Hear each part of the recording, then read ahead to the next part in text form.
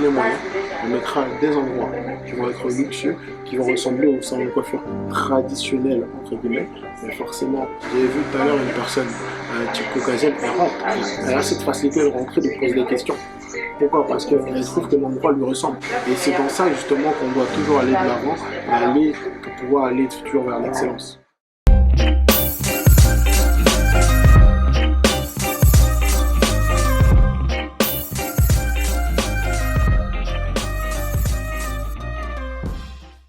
Bonjour à tous et bienvenue sur le Black World TV. Et puis ça fait un long moment qu'on ne s'est pas vu, mais on se retrouve pour un nouvel épisode d'un entrepreneur nommé Lorenzo. Lorenzo est le fondateur de Cubano Hair, qui est une marque spécialisée dans la vente d'extensions capillaires et de perruques. On se retrouve tout de suite pour l'immersion totale chez Cubano Hair.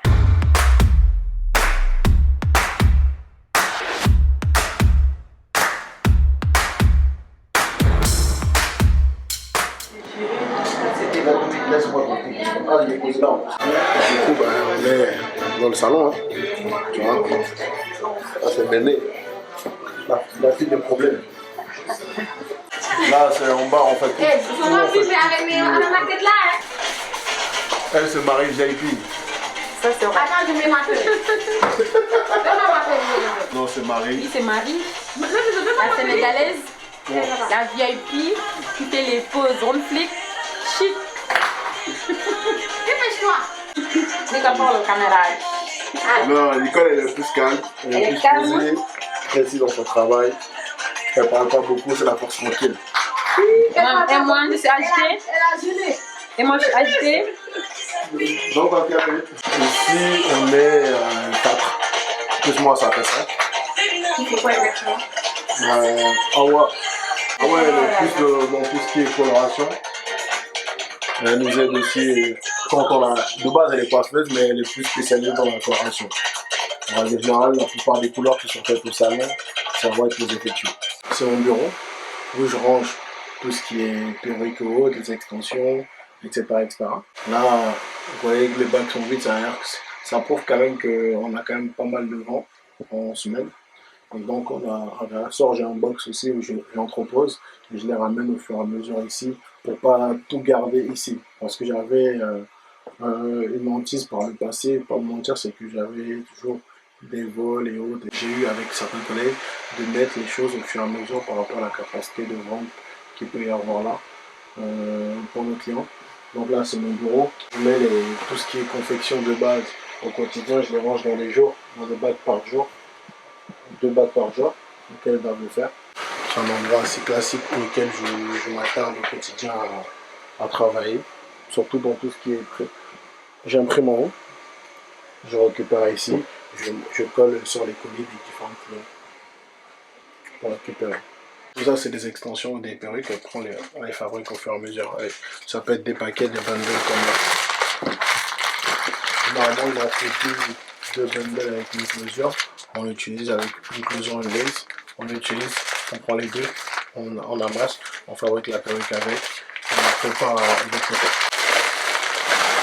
On va en fait customiser une perruque. On a une cliente qui est là-haut justement, parce que si on le fait là-haut, ça serait beaucoup salissant, parce qu'il y a pas mal de cheveux qu'on enlève au fur et à mesure sur la perruque, dans la dernière, pour donner justement ce côté naturel au niveau de la hairline. Et si on le fait là-haut, comme il y a de l'attente, les cheveux vont s'entasser et comme c'est des fibres, des petites particules, ils vont circuler partout dans le salon. On peut le faire en bas et nettoyer et remettre dans les sacs poubelles par la suite. Ça permet que le client ne voit pas forcément tout l'état de travail qu'il y a sur le produit. Alors moi, ils sont en train d'attendre, tu te vois en fait faire ça pour se dire ça fait un moment que j'attends et autres. Ça nous permet aussi de pouvoir la maintenir, de dire qu'elle est en bas, tant qu'elle n'est pas remontée, c'est que ce n'est pas totalement prêt. Et donc, il faut patienter un minimum le temps qu'elle puisse préparer. Et généralement, ces bacs-là, j'arrive. J'arrive tout de suite. Du coup, là, ce sont des bacs auxquels on met les confections à faire et autres. Je les sors, on les met là, on les prépare. Que ce soit pour les clients qui ont des rendez-vous, ou bien pour les clients de commandes en ligne. On notifie que ce soit également pour le salon. On les met là, on les prépare, et on juste à venir regarder pour faire la fiche. Il y a le nom de la personne, il y a le numéro de commande, il y a le jour du rendez-vous et l'heure, ou bien le jour de l'expédition. Tac, elle prend, on fait la confection, on customise. si la cliente a spécifié qu'on ne customise pas, on fait le coiffage, on remet dedans, on me remonte, moi j'expédie, je mets en attente pour un retrait boutique. Le fait de faire une perruque, c'est pas très compliqué, mais c'est l'étape la plus importante, c'est la customisation. Mais je pense qu'il faut laisser quand même un peu décorer. Dans quel écart de points? C'est bon. Tu peux encore remettre, c'est bon? C'est bon. On a mis champion pour le mettre. L'étape vraiment la plus importante, ce sera la customisation de la lace et le coiffage qui va donner le visuel par rapport au produit. Parce que tu peux avoir tout au TME en tout, mais après une 13x6 HD, normalement c'est le summum.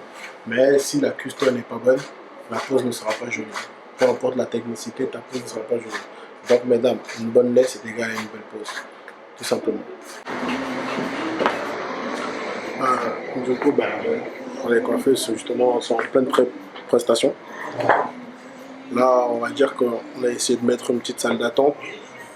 On va voir, pour patienter le temps de prestation parce que ça peut être souvent un peu long. On essaie de mettre un petit peu, que les clientes soient un peu plus à l'aise. Patienter le temps de la prestation. L'espace n'est pas énormément grand, mais on essaie de maximiser au maximum l'espace de manière à ce que tout le monde puisse s'y retrouver et être à l'aise durant le temps de prestation parce que lorsqu'on vient se coiffer, on a quand même envie d'être bien, tout simplement. Pourquoi j'ai lancé ça? On va dire pour ma part, c'est plus un hasard. Le hasard, c'est quoi? C'est un hasard en même temps une opportunité, une chance, dans le sens où j'ai toujours aimé tout ce qui est entrepreneuriat. J'ai toujours aimé la découverte de nouvelles choses. L'objectif Cubano Air n'est qu'un, pour ma part, c'est un tremplin vers autre chose. J'ai 1 million d'idées en tête. Il y a des idées qui sont faisables, d'autres qui sont moins faisables. Mais je me suis toujours dit, je peux partir d'un point A pour arriver à un point B, un point C et ne pas forcément me donner des limites et aller de l'avant tout simplement. Entreprendre, c'est prendre des risques parce que tu t'adonnes à certaines difficultés. Ce n'est pas facile au quotidien de pouvoir affronter toutes ces problématiques qui peuvent être d'ordre administratif, qui peuvent d'ordre financier, parce que tu pars du principe que lorsque tu travailles pour toi-même, mais forcément, tu n'as pas tous ces avantages, entre guillemets, c'est-à-dire d'avoir un salaire fixe, d'avoir des revenus classiques, et tous les avantages d'un salarié de lambda, entre guillemets, tu ne les as pas, prime abord. Donc, il y a aussi ces difficultés parce que tu dois toujours t'auto-gérer, voire d'une certaine manière, comment dire ça, toujours réfléchir pour pouvoir satisfaire les autres parce que tu n'es plus tout seul. C'est-à-dire que tu n'as plus forcément ta vie. Si tu as des salariés, tant mieux, forcément, tu n'as plus forcément, tu ne penses plus qu'à toi-même, tu vois. Tu penses aussi à d'autres personnes parce que tu as des responsabilités vis-à-vis d'autres personnes. C'est aussi une problématique parce qu'il n'est pas évident de pouvoir vivre ensemble. Vivre ensemble, c'est difficile parce que chacun a son tempérament. Gérer des gens, c'est pas tout le monde aussi qui peut le faire. C'est pas évident, c'est pas forcément aussi naturel pour tout un chacun. Il faut aussi apprendre à le faire. Chacun a son tempérament et gérer en plus d'un milieu aussi féminin, tu dois aussi gérer la pression des femmes, tu dois gérer les attentes et c'est pas forcément très évident pour la plupart du temps. Mais c'est aussi bien. Quand elles arrivent, elles sont satisfaites, tu apprécies. Le conseil que tu peux donner à tout un chacun, c'est un conseil assez simple pour ma part, c'est qu'il faut être persévérant. Il ne faut pas baisser les bras parce que si tu n'aimes pas ce que tu fais, peu importe les efforts que tu mettras, sincèrement, ça n'arrivera à rien. Tu auras toujours cette aigreur-là par rapport à ça et tu lâcheras prise parce qu'il y a énormément de difficultés sur un parcours. C'est comme la vie, rien n'est jamais figé. Il y a toujours des péripéties ou autres. Donc si tu n'as pas déjà cette appréciation de ton activité, forcément, tu lâcheras prise tôt ou tard. Et il faut persévérer, il faut croire en soi. Il faut se donner les moyens. Surtout, il faut être déterminé. C'est toujours le rapport de la persévérance. Il faut être déterminé. Il faut avoir des objectifs. Il faut se donner un cahier des charges d'une certaine manière. Aujourd'hui, je fais ça. Demain, je vais faire comme ça, etc. C'est step by step. Il ne faut pas brûler les étapes. La vie, elle est longue. Tu sais, la vie est longue et en même temps, elle est rapide. Maintenant, quelqu'un qui veut se lancer dans cette activité, c'est comme je t'ai dit tout à l'heure. Il y a de la place pour tout un chacun. Aujourd'hui, ma tante, elle travaille ici. Aujourd'hui, elle a 60 ans au pays. Tu vois? Là, ça va au pays, c'est ma tante, c'est bien. J'ai eu d'autres personnes qui ont eu à travailler ici. Il y en a une qui m'a appelé, que je dois rappeler tout à l'heure. Et aujourd'hui, elle a son showroom. Il y en a d'autres qui ont travaillé ici, qui ont ouvert des trucs. Mais c'est comme l'école de la vie. Même des coiffeuses qui travaillent ici, demain, tu peux revoir, il y en a demain qui vont ouvrir des trucs. Et si tu peux les encourager et les apporter quelque chose en plus, ben, tu dois le faire. L'entrepreneuriat, c'est ça. Et c'est ça partie justement cette verticalité dont je te parlais de la communauté, le plan business, de se dire que ensemble, on peut faire des choses. Mais tout seul, tu peux arriver à un point A. Mais ensemble, on peut aller vraiment vers énormément de choses.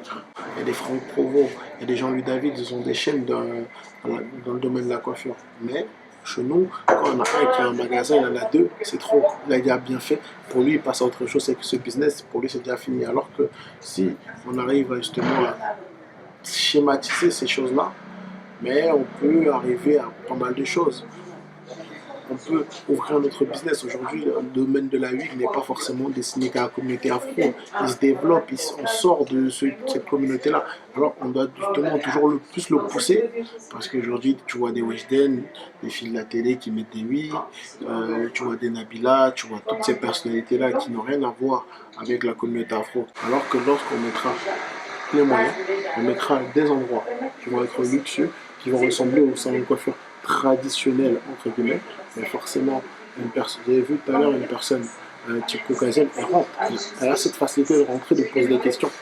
Pourquoi? Parce qu'elle trouve que l'endroit lui ressemble. Et c'est dans ça justement qu'on doit toujours aller de l'avant, pour pouvoir aller toujours vers l'excellence.